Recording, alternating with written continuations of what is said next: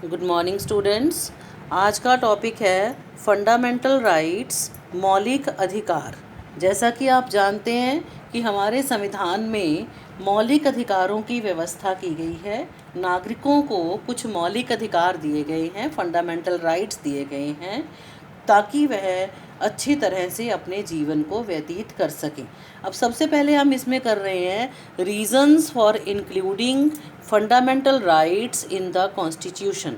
संविधान में मौलिक अधिकारों को शामिल करने के कारण, क्या ऐसे कारण थे जिस समय पर संविधान तैयार किया गया उसमें इस तरह के मौलिक अधिकारों की व्यवस्था की गई। पहला कारण था बेसिस फॉर डेमोक्रेटिक गवर्नमेंट, लोकतांत्रिक शासन का आधार। किसी भी देश में अगर लोकतंत्र की व्यवस्था करनी है तो उसके लिए ज़रूरी है कि वहाँ के नागरिकों को कुछ फंडामेंटल राइट्स दिए जाएं। इसीलिए क्योंकि भारत में मौलिक अधिकारों को एक इंडिकेशन मानकर, एक इंडिकेटर मानकर कि ये लोकतांत्रिक सरकार के लिए ज़रूरी हैं, इन अधिकारों की व्यवस्था की गई। Second reason was demand of nationalist leaders, राष्ट्रवादी नेताओं की मांग।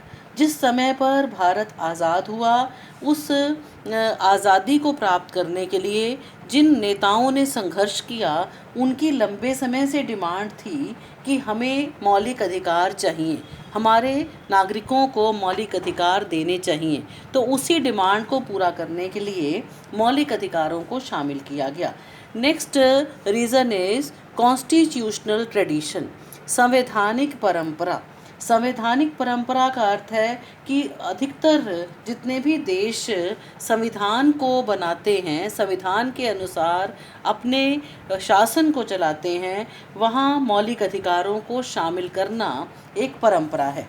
जैसे यूएसए के संविधान में 1791 में, जर्मनी में 1919 में, आयरलैंड में 1922 में और सोवियत संघ के संविधान में 96 में मौलिक अधिकारों की व्यवस्था की गई थी। So it has become a tradition, it is a constitutional tradition.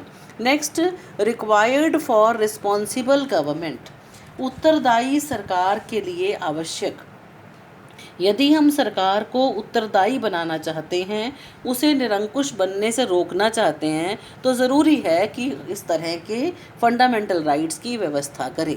Next, for protection of minorities, अल्पसंख्यकों की रक्षा के लिए, अल्पसंख्यकों को सुरक्षा प्रदान करने के लिए।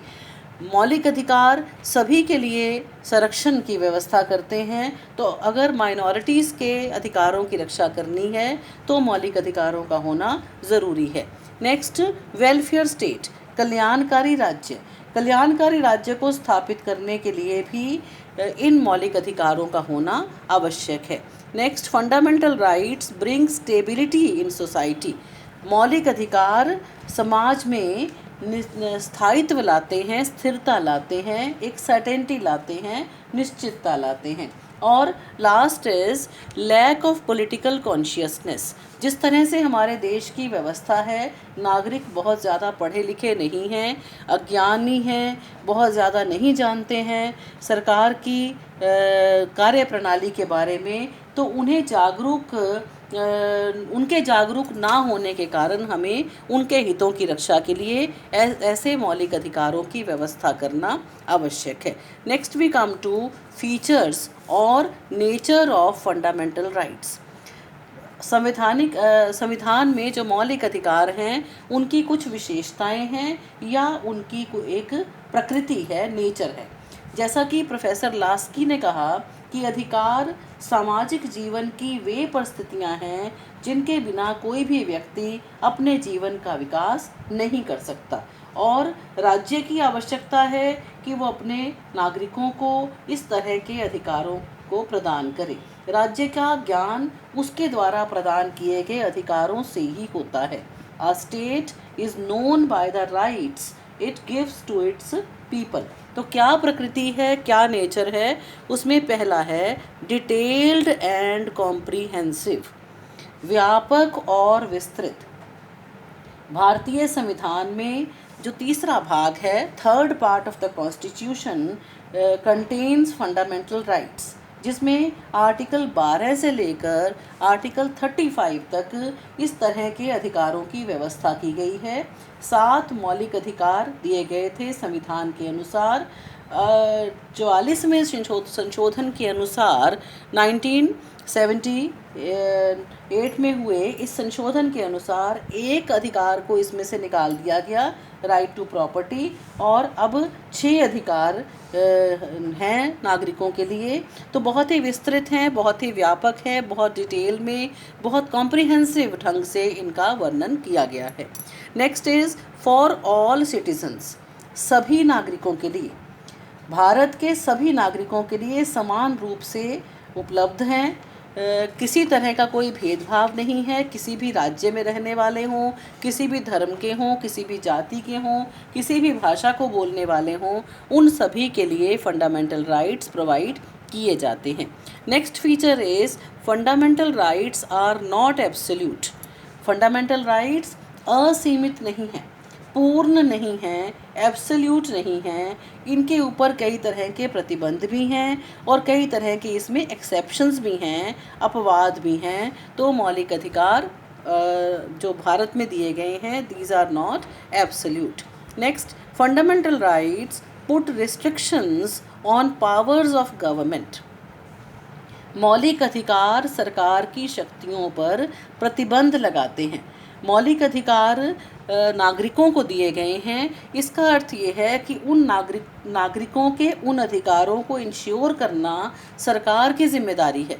तो सरकार कोई भी ऐसा कानून नहीं बना सकती जो इन अधिकारों के खिलाफ हो, इन अधिकारों का विरोधी हो। इसका मतलब ये है कि fundamental rights put limitations on the powers of government. Next, these rights are justiciable. Justiciable क्या है? न्याय योग्य। न्याय योग्य का अर्थ होता है कि ये सिर्फ ऐसा नहीं है कि संविधान में लिख दिए गए और इनका काम पूरा हो गया। अगर कहीं पर भी इनका उल्लंघन किया जाता है तो अदालतों को पूरा अधिकार है कि वो उस मामले में इंटरफेयर करें और नागरिक के अधिकार सुनिश्चित करें। अर्थात इनके वायलेशन पर अदालत में चुनौती दी जा सकती है। Next, fundamental rights can be suspended. इन्हें निलंबित किया जा सकता है, इन्हें सस्पेंड किया जा सकता है यदि राष्ट्रपति, जब प्रेसिडेंट इमरजेंसी की घोषणा करता है तो इमरजेंसी की घोषणा करके वह इन मौलिक अधिकारों को सस्पेंड कर सकता है। इसके लिए कुछ समय निश्चित किया जा सकता है कि कब तक ये अधिकार सस्पेंड रहेंगे। तो fundamental rights can be suspended. Next is these are positive as well as negative.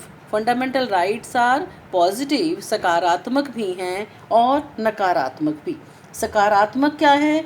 जहाँ पर वो हमें किसी चीज़ को देने की बात करते हैं। अगर कोई चीज़ हमें प्रोवाइड कर रहे हैं तो वो सकारात्मक हैं।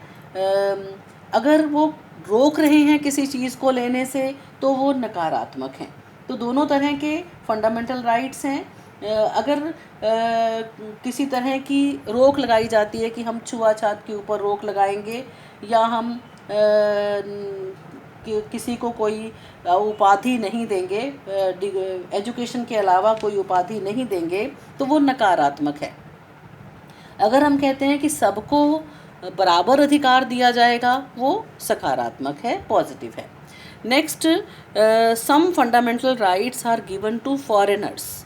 कुछ ऐसे मौलिक अधिकार हैं जो विदेशियों को भी दिए जाते हैं, जैसे स्वतंत्रता का अधिकार, समानता का अधिकार, एक तरह के अपराध में एक जैसा दंड, शोषण के विरुद्ध अधिकार, ये सभी विदेशियों को, फॉरेनर्स को भी दिए जा सकते हैं। Next, these can be amended. इनमें संशोधन किया जा सकता है। संशोधन के लिए कुल सदस्यों के बहुमत और संसद के दोनों सदनों में उपस्थित सदस्यों का, जो प्रेजेंट मेंबर्स हैं, उनमें 2/3 बहुमत होना ज़रूरी है। तो इन्हें बदला भी जा सकता है, इनमें संशोधन भी संभव है। Next, these are primarily concerned with civil liberties. यह मूल रूप से basically these are concerned with civil liberties. Civil liberties क्या होती हैं?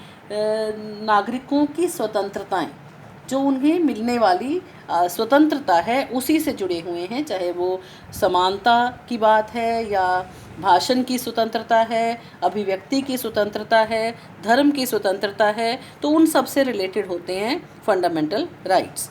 Next, there are special constitutional provisions for enforcement of fundamental rights.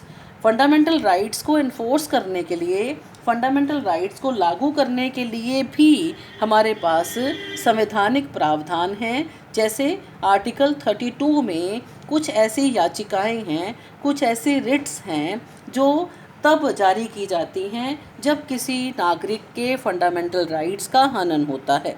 तो अगर किसी के फंडामेंटल राइट्स को छीना जाता है, वो अदालत में जा सकता है और अदालत उसके लिए इस तरह की रिट्स जारी कर सकती है, इस तरह के आदेश जारी कर सकती है कि उसके मौलिक अधिकारों को इंश्योर किया जाए।